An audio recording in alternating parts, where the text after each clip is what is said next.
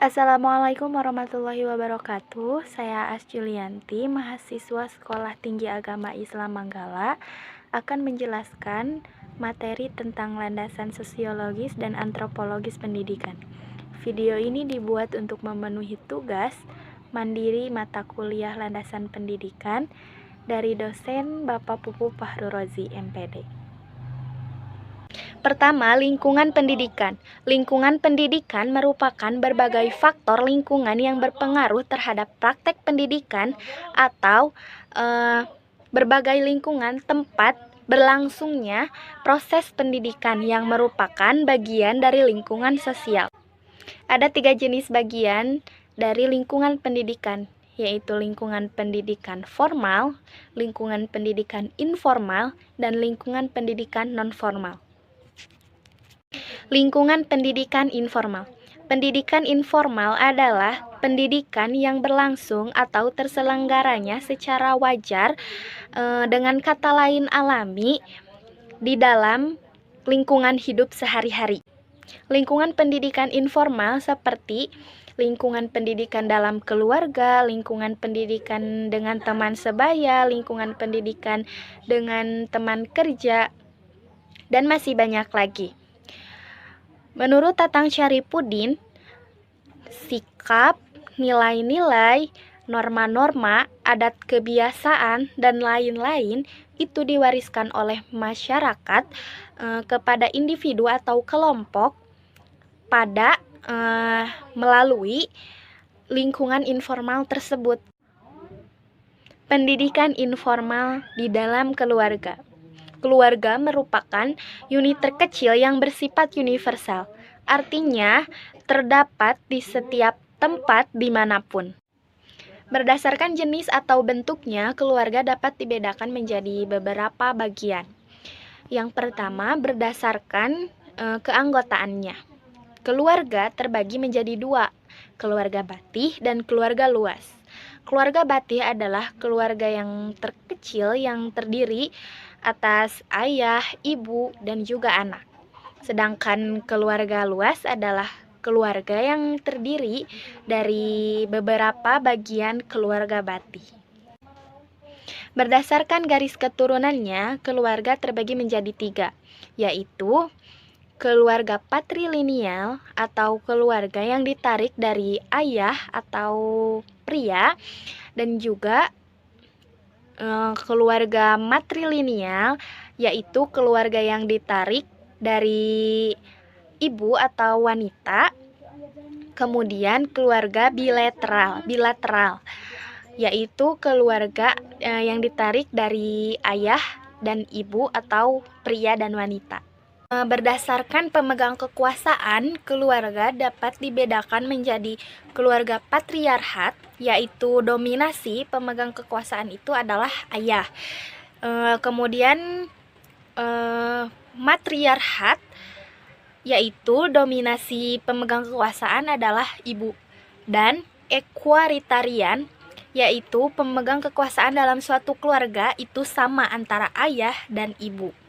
Keluarga dibedakan menjadi keluarga monogami, yaitu seorang laki-laki yang menikah dengan satu orang perempuan. Kemudian keluarga poligami, yaitu seorang laki-laki yang menikah lebih dari satu perempuan. Kemudian poliandri, yaitu seorang perempuan yang menikah dengan lebih dari satu laki-laki pada saat yang sama. Kemudian berdasarkan status sosioekonominya, keluarga dibedakan menjadi keluarga golongan rendah, keluarga golongan tengah, kemudian keluarga golongan tinggi.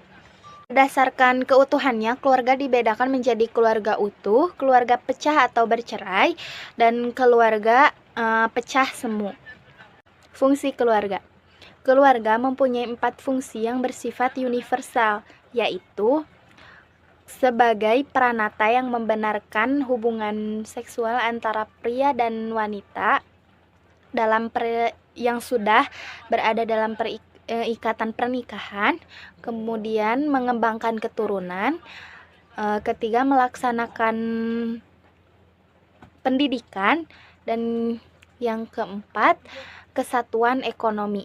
Lingkungan pendidikan informal dalam masyarakat yaitu seperti sikap, norma-norma, nilai, adat kebiasaan, pergaulan anak atau pergaulan individu atau kelompok dan sebagainya, atau bahkan percakapan yang dilakukan dalam sehari-hari.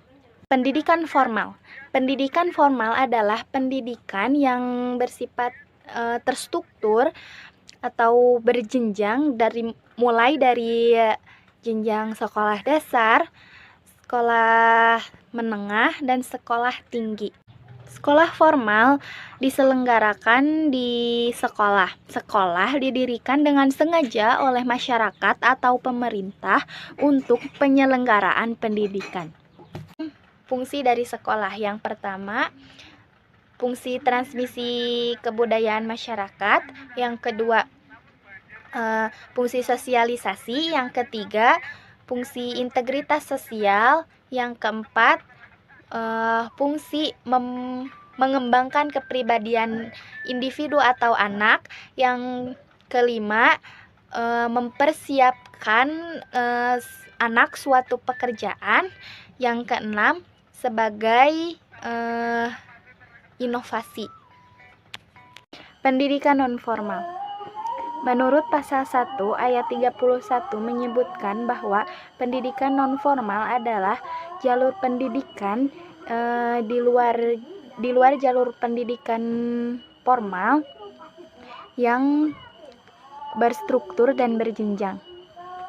Pendidikan nonformal berfungsi sebagai pengganti, artinya di mana seseorang putus sekolah karena misalkan di DO, maka ia bisa meneruskan lewat jalur pendidikan nonformal ini. Yang kedua, pendidikan nonformal sebagai penambah, di mana jika seseorang merasa kurang cukup dalam pendidikan formal, seperti contohnya pengetahuan, pengalaman, ilmu, dan lain-lain, maka ia bisa mengikuti pendidikan nonformal. Fungsi yang ketiga yaitu sebagai pelengkap, di mana seseorang merasa tidak cukup pada pendidikan formal, maka ia bisa menambahnya, melengkapinya dengan pendidikan nonformal. Jenis-jenis dari pendidikan nonformal. Yang pertama, pendidikan kecakapan hidup. Yang kedua, pendidikan anak usia dini. Yang ketiga, pendidikan kepemudaan. Yang keempat, pendidikan pemberdayaan perempuan. Yang kelima, pendidikan keaksaraan. Yang keenam, pendidikan keterampilan dan pelatihan kerja atau kursus. Yang ketujuh, pendidikan kesetaraan melalui paket A setara SD atau MI, paket B setara SMP atau sanawiyah atau MTS, paket pola-pola lingkungan sosial. Yang pertama, pola nomotetis, yang kedua, pola ideografis, dan yang ketiga, pola transaksional. Pola-pola guru terhadap siswa dan implikasinya. Pola pertama, guru berasumsi bahwa muridnya belum menguasai kebudayaan, sedangkan pendidikan diartikan sebagai enkulturasi atau pembudayaan. Implikasinya, maka tugas dan fungsi dari guru adalah menggiring murid-muridnya untuk mempelajari hal-hal yang dipilihkan oleh guru dengan pertimbangan itulah yang terbaik bagi mereka. Tipe guru dalam kategori ini dinamakan Horgraevis sebagai penjinak atau penggembala singa. Kemudian pola kedua, guru berasumsi bahwa para murid mempunyai dorongan untuk belajar yang harus menghadapi materi pengajaran yang baru baginya. Cukup berat dan kurang menarik. Implikasinya, maka tugas dari guru adalah membuat pengajaran menjadi menyenangkan, menarik, dan mudah bagi para muridnya. Tipe guru demikian dikategorikan sebagai penghibur atau entertainer. Itu pola ketiga, guru berasumsi bahwa para muridnya mempunyai dorongan untuk belajar, ditambah dengan harapan bahwa murid harus menggali sendiri sumber belajar. Dan masyarakat yang terus-menerus berubah dan harus mampu mengimbangi dan berperan dalam kehidupan masyarakat yang terus berubah. Bahkan dengan kecepatan yang semakin meningkat, implikasinya guru harus memberikan kebebasan yang cukup luas kepada murid, baik secara individual maupun kelompok kecil. Guru dan murid bersama-sama menyusun program kurikuler. Setelah pemaparan materi dari saya dengan judul Landasan Sosiologis dan Antropologis Pendidikan. Mohon maaf, masih sangat banyak kekurangan. Mohon dimaklum karena saya masih belajar. Sekian, wassalamualaikum warahmatullahi wabarakatuh.